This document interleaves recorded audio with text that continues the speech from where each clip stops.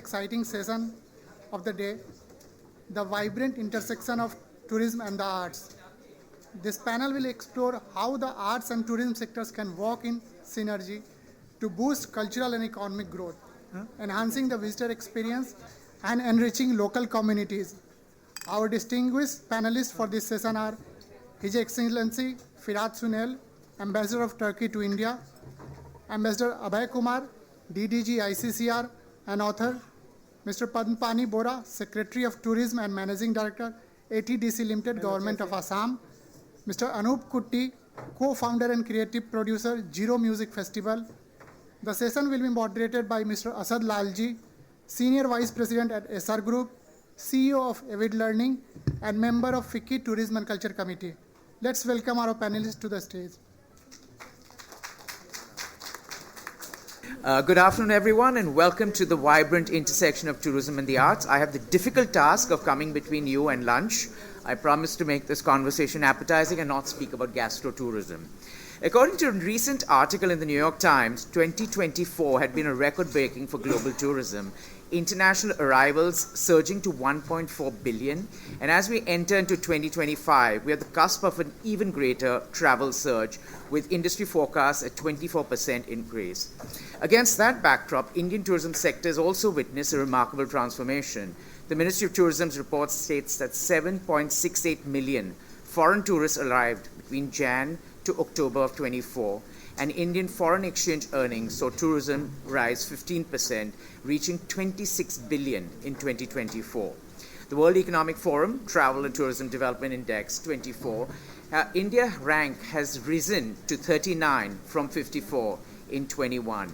And by 2030, India is expected to be the top 5 business travel markets. The Viksit Bharat initiative aims to build a $3 trillion economy, tourism economy, and attract 100 million visitors by 2047. But what is truly transformational is how people are traveling, and today's travelers are seeking deeper connections, immersive journeys, celebrate culture, community, and creativity. The arts, in particular, has become a vital conduit for this evolution. Festivals, public art, local cultural activities are catalysts and dialogues for community pride. A study at the University of Lucerne in Switzerland reveals a fascinating trend that the global centers of cultural influence are moving eastwards. Previously dominated by cities like New York and Paris, have given rise to metropolises, particularly in China and the Gulf regions, with state-of-the-art new museums, theaters, and houses. What is remarkable in the last 2 months of 25, we've already witnessed an explosion of spiritual and cultural festivals. The Mahakumbh is expected to draw 450 million devotees, a 25% increase from the last edition. Last month, I had the pleasure of being part of 3 festivals, the Kalagora Arts Festival, Asia's largest multidisciplinary arts festival, which is celebrated its 25 years last month, the Jaipur Literature Festival, the 18th edition of the greatest literary show on earth. Muktaji mentioned this, but I think the figures are quite interesting, is music tourism has also witnessed an unprecedented growth. The Coldplay tour, which has become the highest attended tour in history, selling 10.3 million tickets, surpassing Taylor Swift. But what is interesting for Ahmedabad, and she mentioned the stadium, but for the 2 nights, a crowd of more than 223,000 fans gathered in the stadium, making the concert, making it the largest stadium concert in the 21st century, according to the Guinness Book of World Records. Diljit Dosanjh sold 100,000 tickets in 15 minutes. But, yet with this growth comes responsibility, and as travelers demand a more sustainable and meaningful experience, there's a growing gap between intent and action. 83% of global travelers recognize the importance of sustainable tourism. Many are still grappling with how to align their travel choices and values. As we dig deeper into these implications, it is imperative to recognize individuals who are at the forefront of this transformation, and I'm delighted to be in conversation with a distinguished panel of experts who are working on the intersection of culture, community, and sustainable development. Thank you all for joining us here. I'm going to start with Ambassador Sunil. Istanbul is often called as a living museum, and recently has restored several historical sites. Turkey's broader tourism strategy has effectively highlighted cultural and historical assets while balancing the modern tourism needs. So how have these efforts integrating heritage preservation and urban development contributed to this sustained tourism growth, and what insights and best practices can other countries, even India, gain from that? Actually, not just Istanbul, but with Anatolia, the cradle of civilization and 0 point of humanity. The whole Turkey, the whole territory is a living open-air museum. But the question is how to preserve all this. How can we reach sustainable tourism growth? This is the question. So there are three elements of Turkey's approach to integrate heritage preservation with urban tourism development. First, we need a robust institutional framework which includes legal arrangements, regulations. Second, we need trained personnels.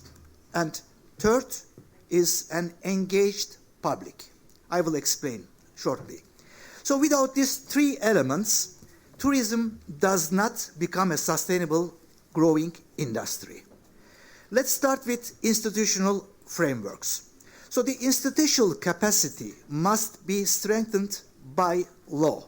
The Turkish government has made significant strides in creating a solid legal framework that protects the country's rich cultural assets. Laws such as the Cultural and National Preservation Act have ensured the heritage sites, monuments, and archaeological remains are carefully preserved for future generations. This is our aim.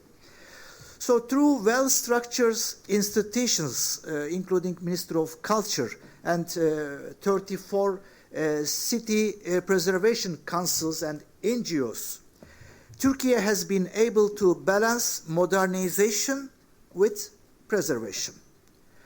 So another step in this regard, this very effective project I would like to mention very shortly. This is the golden age of Turkish archaeology, Heritage for the Future project. So this project has begun 2 years ago, 2023.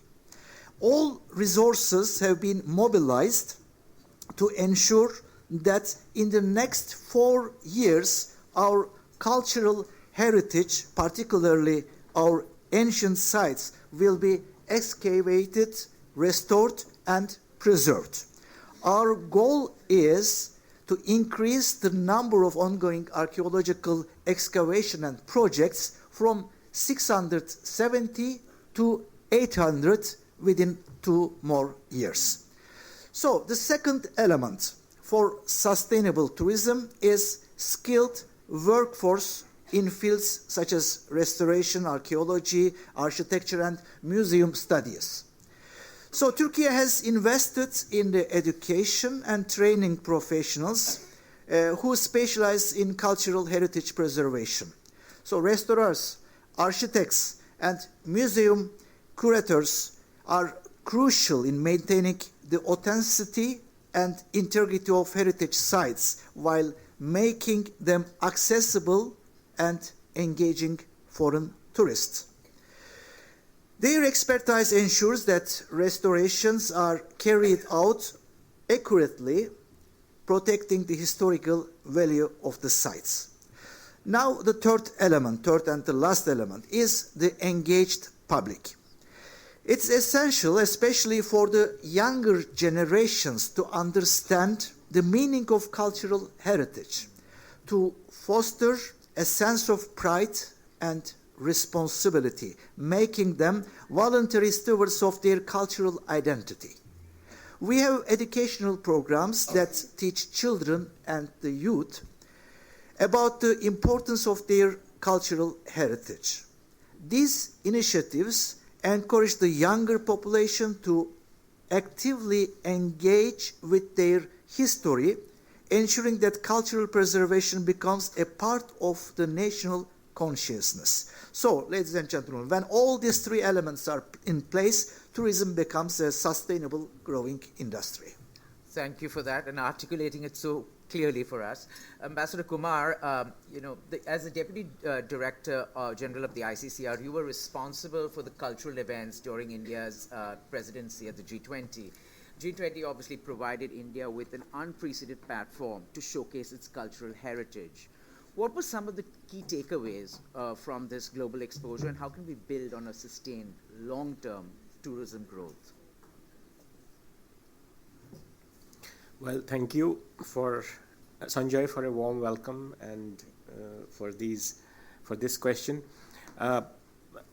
During India's presidency of G20, we were able to showcase through more than 300 cultural events spread across 56 cities of India, something which has not been shown before. It was an opportunity for us to showcase not only the classical dance forms of India, which is usually shown during cultural festivals, but the great variety of folk traditions India has. Some of these folk traditions which even we are not aware of in Delhi. So when you go to these smaller cities, you find that these places not only have their own traditions, their own dance forms, their own folk traditions, but they are able to, with the help of ICCR, they were able to present them in a way which is of great standard. So we had very carefully curated these cultural events for G20 delegates, which in a short duration, in 30 minutes time, could showcase the great impact of those dance forms, those folk traditions. So for the first time, I myself was able to, have a view, a kind of 360-degree view of what India has to offer, and Turkey was a member of, was part of it, and I think the showcasing of Indian culture during India's G20 presidency was unprecedented. It was not only the cultural experience which was unprecedented, but also the hospitality which was provided to the G20 delegates. I remember, events in Rajasthan, which began, and in fact the opening was in Udaipur, and later on, in different cities. But these events, the forts, the palaces, they were spatially curated in a way that they were lit up at night. They were the kind of experience G20 delegates got was truly, I think, lifetime experience for them and for us as well. So I'm sure that there has been a different image of India in terms of both cultural experience and hospitality, thanks to G20. Wonderful. Talking about experiential tourism, I'm just going to turn to Mr. Bora right now. Assam has a rich biodiversity, tea estates, indigenous cultures. Initiatives such as the Kaziranga Hospitality Project and the Amar Alohi Homestay Scheme showcases Assam's commitment to community-driven tourism models. How do you see Assam leveraging its natural and cultural wealth to position itself as a leader in experiential tourism? Very good afternoon to you all, and thank you so much for inviting me. As you mentioned about Amar Alohi, that is basically a homestay project by Government of Assam. It's a cluster-based, community-based homestay project, and we're trying to promote homestay and also empower the local youth. So it's a group of 10 individuals, and they can come together and they can form a group, and the government provides capital subsidy up to rupees 1 crore to this group, And there are 2 rooms they have to construct, and again we are providing handholdings to them, onboarding on various platforms, and also in housekeeping and other service-related activities. And also Government of Assam is providing market and promotional subsidy for next 5 years to this such group. So it means somehow we are trying to promote sustainable tourism and all through community involvement, and also trying to promote culture, because these communities are more close to their ethnicity and culture. You can see the clusters that we have promoted in places like Karbi Anglong. It's a tribal district. Dima Hasao, again, it's a tribal district. We tried to promote these homestays in Charaido Moidams, that is thus recently enlisted a UNESCO World Heritage Site under Culture and Heritage category. Something we have promoted in Majuli, that is also known for cultural tourism, heritage tourism. So these are the areas through homestay projects government is trying to promote both culture and also responsible tourism. So first culture comes, as you have rightly mentioned about various communities. Government of Assam is promoting culture along with tourism. Last year we had this mega event of Bihu dance in Guwahati. 11,000 participants, they participated in front of Honorable Prime Minister, and it was recorded in the Guinness Book of World Record. So now also on 24th, again, we are trying to showcase the Jhumur dance, that belongs to the tree-type community in Assam, and also we are targeting around 8,000 participants going to participate in this Jhumur dance. Again, in presence of Honorable Prime Minister, he is going to visit on 24th in Assam. So we are trying to again record in a Guinness Book World Record, so that the objective is to promote culture. The people of international community, they get to know about Assamese culture, and various cultural activities or components belong to various tribes. And that will attract tourism and tourist footfall.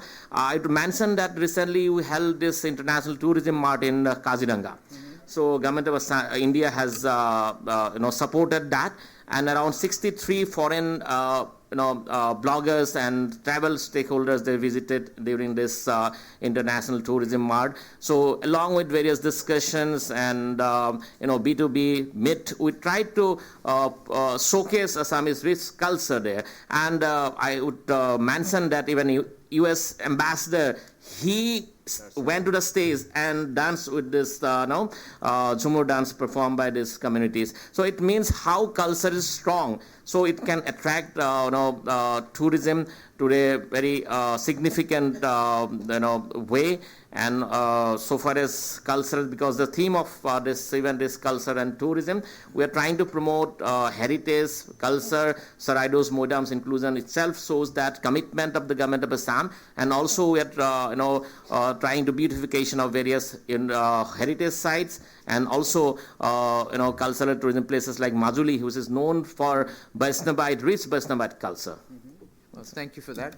Anup, the Zero Festival has set a benchmark as a community-first initiative that celebrates indigenous cultures again, sustainability and music. It has nurtured a unique relationship with the local community, I think the Apatani community. It's grown from a small grassroots festival to almost an international festival. What lessons can other regions or festivals learn about embedding local participation to create authentic and impactful cultural tourism? I think, firstly, the thing is, for us, it was just like, hosting a wedding ceremony every year. So it's like the entire community comes together. The local Apatani culture has this thing of hosting festivals anyway. It's this the sense of just coming together, sitting around a fire, playing songs, dancing, listening to music, and it's just that sort of essence that we built into a festival, and that could only happen obviously with community participation and involving everybody. So every year we employ over like 500 people directly and many more indirectly. So really the lessons is to is to listen to the community, see what they have to offer, and just work together. It's a very simple thing, really. But it's been a very successful, simple thing. So anyway, I'd like to go back to Ambassador Sunil. With the 26% rise in international visitors to Istanbul in 23, Turkey faces the dual challenge of managing over-tourism, especially at the iconic sites of the Hagia Sophia So, and Turkey is obviously uniquely positioned as the gateway between Europe and Asia. So as the tourism industry continues to grow, could you show any specific policies or initiatives that address the challenge of over-tourism? So, Turkey is now specialized in mass tourism, among others the mass tourism.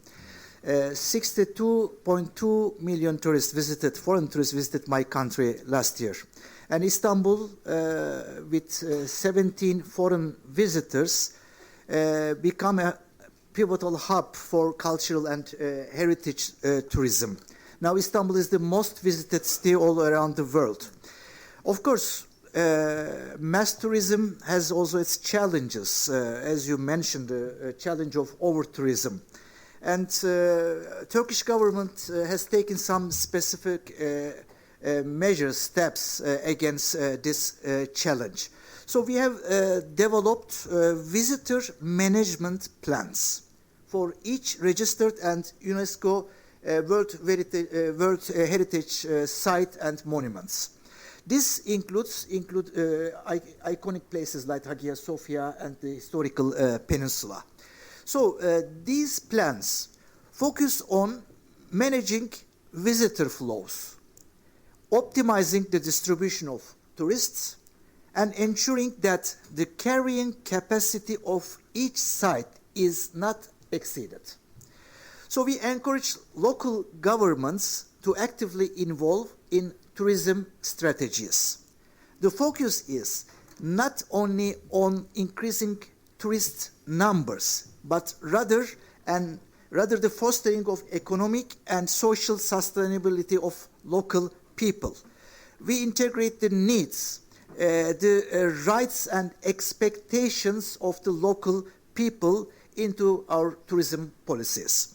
So Turkey strives to creative and resilient tourism sector that benefits both visitors and residents alike. So without support and rights of the local residents, the sector cannot be a sustainable growth. Thank you for that. Ambassador Kumar, you've been in various diplomatic positions, India's deputy ambassador to Brazil from, I think, 2016 to 19. India has successfully used yoga, Ayurveda, Bollywood as cultural diplomacy tools.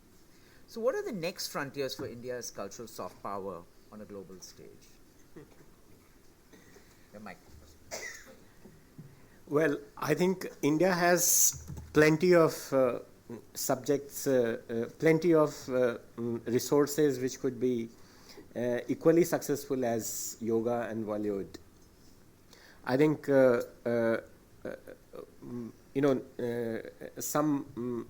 one example could be of Ramayana itself.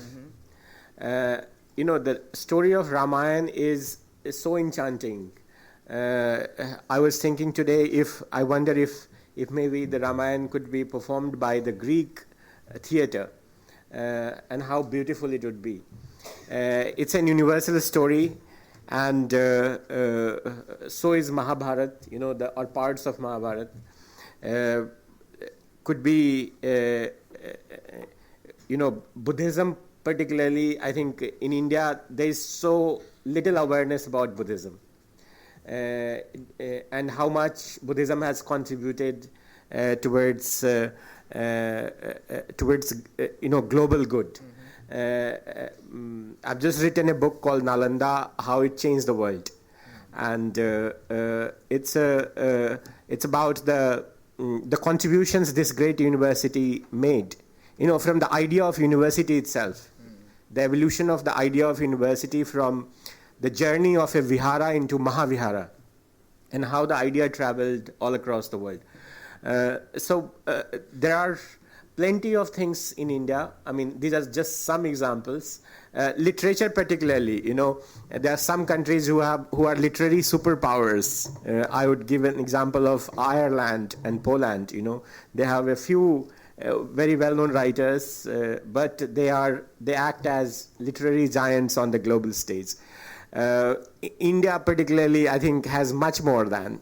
Each state has an Ireland in itself. So the translation of Indian literary works, particularly, I think, an area which is completely untapped. If you look at the kind of waves which the translation of Red Samadhi made, we need more good quality translators, not only into English, but into all, I would say, at least in all UN languages. And I think these are all, we are just sitting on the verge of, not only becoming a literary superpower, but a great, in various fields, in art, in paintings, I think one more area which could be which we explored during G20 was India's culinary richness. So these delegates who went, G20 delegates who went to 56 different locations in India, each location they tried the local food. And food tourism is also one of the areas which needs to be explored. Particularly, you have food walks in Delhi, but each place in India, the best food in India is found in the street, actually. And if you go to Ahmedabad, for example, and try jalebi and fafda, or we promised the audience we won't talk about food, so I think we need to just hold for now, because I'm going to come back to spiritual tourism and literature to you again. But Mr. Bora, the Assam Tourism Development Corporation has signed key MOUs with Amalgamated Plantations Private Limited, Indian Hotels, to develop world-class tourism infrastructure, including a Taj Resort and Spa. What role do you think public-private partnerships play in Assam's overall tourism vision, and how can these collaborations result in a structured economic growth? Well, as the footfall has increased in Assam, we are also very much concerned about footfall, and we are trying to focus on more high-value tourism. So that's why the government of Assam is emphasizing on high-end infrastructures. And recently we signed this agreement with Taj Group of Hotels, and Amalgamated, obviously they are part of this Taj Group. So development of a 5-star hotel in Kaziranga. Again, we've also signed a MOU with Saraf Group for the development of a Hyatt brand of hotel in Kaziranga. We are all in process of other hospitality projects in Guwahati. Under this scheme, we're providing land. In Kaziranga, we provided land, but Guwahati, obviously, you do not have that land bank, but we are providing incentives. Our policy, Tourism Policy 2022, talks about a private-public partnership, where government is providing various incentives. Government of Assam has a policy of mega incentive schemes, where we provide the tailor-made incentives to the investors if the investment is 100 crore and above, and if it generates 200 direct employment. So these are policies, and we are also going to have this Advantage Assam 2.0 investment summit scheduled for 25th and 26th of this month. We have conducted various roadshows across India, and also I myself went to Dubai and London, and other delegates and almost chief ministers have visited places like Japan, South Korea, and today he is in Singapore. So we are not only tourism, we are trying to focus on various sectors, and tourism is one of the focused area. So one of the core focused area of Government of Assam, where we're trying to bring investment from the private sector in a responsible manner, and also trying to engage local communities, because our main focus is direct employment generations. So obviously this activity is going to help us in economic growth of the state. Yes. Wonderful. Thank you for that. Anup, Zero on Tour, which was initiated its debut in Hyderabad earlier this month or last month, which was it? Last weekend.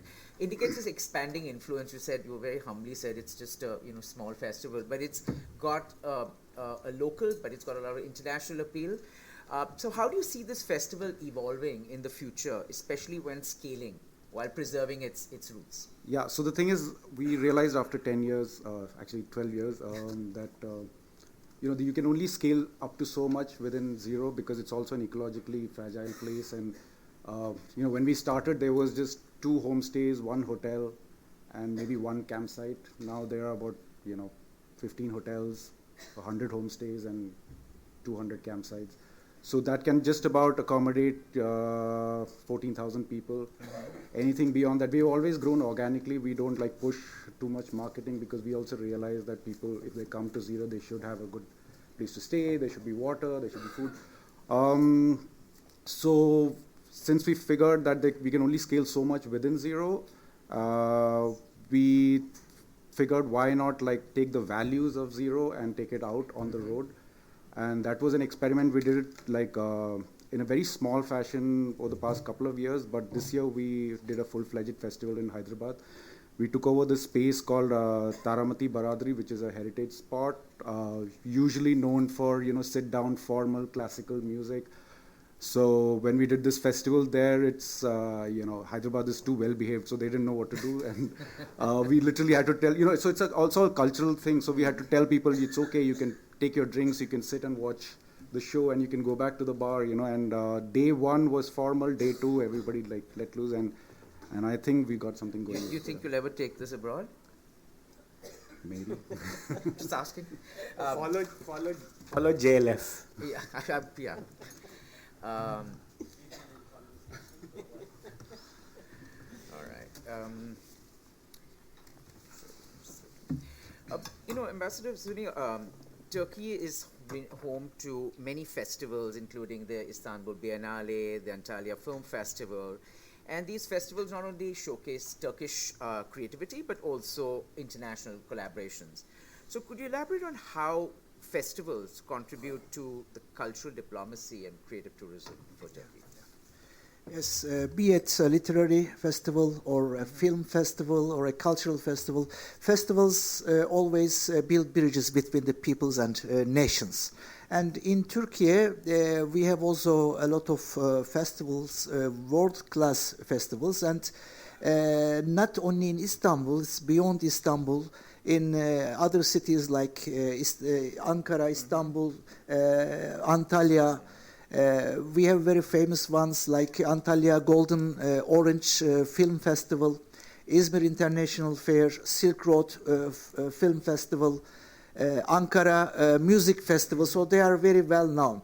So as I said, festivals are very, very important in promoting own culture all over the world. So these events highlights the diversity of Turkey's cultural heritage, from traditional cinema to literature and folk arts and modern creativity. They bring the past and present together and give a vibrant picture of Turkish society and culture to the world. I think all the festivals are created and organized in this meaning and philosophy. And our goal in Turkey is that also small cities profits from festivals. We have a new project organized by the Minister of Culture. This is a Festival Roads project. So Festival Roads project includes many cities in Turkey, small cities, and it gives the cities and the population, local population, the possibility to promote their own arts and culture and history. So besides big festivals, we try to organize such small festivals to promote tourism, culture, and heritage as a whole. You should probably do one Turkish festival in India. But Ambassador Kumar, you spoke about Buddhism. Now, there's a KPMG report which says spiritual tourism has emerged as one of the strongest drivers of domestic inbound travel. Obviously, we have the Mahakumbh happening. How do you see the rise of spiritual tourism reshaping Indian travel landscape? Yesterday, I was in Patna and met an entrepreneur who has launched trip to temples. And I think within a year or two of launching his new venture, he's making, the company has really turned big. So that can give you an idea of the scale spiritual tourism has in India. Particularly, I think in the field of Buddhism, we have already some initiatives which have been taken, but I think that more startups in this area could be of great help. Particularly, as I think this year, the next financial year is also dedicated to Buddhism. So I'm sure that particularly in India, the awareness about Buddhism has to be much more than it is today, and the kind of potential Buddhism offers. You not only have the sites like Bodh Gaya, but also you have Rajgir and Nalanda. You have Kushinagar and Sarnath. But not only these traditional places, I think there are a large number of abandoned stupas all across the country, in south, in north, in west, and probably and also this awareness about the role they played in the golden age of India, which was from 3rd century BC, we can say safely up to 12th century. And the awareness, you'll have this wonderful museum in the Bihar Museum. It's a from a tourism perspective, even to educate people about religion or even Buddhism, I think those sort of initiatives are also very important. I just wanted to invite you all to go to Patna actually and see the Bihar Museum. It's fantastic. Actually the best museum India has today. It's of global standards, and do visit it and see the great heritage of India, the great Buddhist heritage of India particularly. And not only that, you should visit Patna, but also visit Nalanda and Rajgir particularly, which has the Nalanda University, which has just been revived. Was inaugurated last year by our Prime Minister. And this university has unique architecture. I have been to thousands of universities across the world, and I have not seen an architectural plan which is like Nalanda University's architecture. So do go and visit, and Rajgir itself has so much to offer, and also the ruins of the Nalanda University, which I think this makes for a great package. I have been to the Bihar Museum. I mean, it's absolutely fantastic. So I recommend everyone go there. Mr. Bora, just to wrap up, I think we'll just finish this round and then open it up to some audience questions. Assam is home to some of the world's most fragile ecosystems, with the Kaziranga National Park, the Brahmaputra River Islands.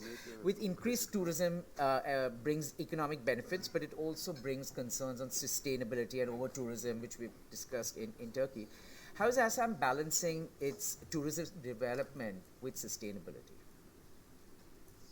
As I already mentioned, that sustainable tourism and responsible tourism are both the core objective of Assam Tourism Policy 2022. So, obviously the tourism footfall has increased, and we are also emphasizing on large cap infrastructures. In place of small hotels or guest houses, we are trying to build high infrastructure, and we are trying to emphasize on high volume, high end tourism and low volume tourism. So that how we are progressing, and at the same time we are also promoting homestays. So trying to balance it. So this is always a concern that less exploitations in places like Kaziranga. So we are also trying to develop or promote new destinations, rather concentrating only in Kaziranga, something beyond Kaziranga. Now you see this Soraidos enlistings, Modam's enlisting in the World Heritage Site has emerged a new destination. So our focus on promotion of such destinations, along with Kaziranga, we are also trying to Manas, which is also UNESCO's World Heritage Site. So wildlife tourism is core of Assam tourism, but should not be concentrated only in Kaziranga. It should spread go to Manas. It's also go to Povitra, which is just near to Guwahati. 45 minutes it takes from Guwahati. We have Dibru Soikha. We have 7 national parks in Assam and 19 wildlife sanctuaries. So we're trying to divide this tourist footfall into all these national parks and wildlife sanctuaries. Places like Majuli again is a concern. So we are trying to promote other cultural and heritage sites so that we can have footfall in all other places. Along with this, we are trying to emphasize on more on large infrastructure rather having small infrastructures. Thank you. It's almost like the tourism management system you spoke about. Anup, I'm just going to, I can't stop a panel without talking about technology and AI and what it's doing. I mean, AI technology is enabling new forms of artistic expression, collaboration beyond, in countries like Seoul, VR, AR, cultural, immersive experiences are there.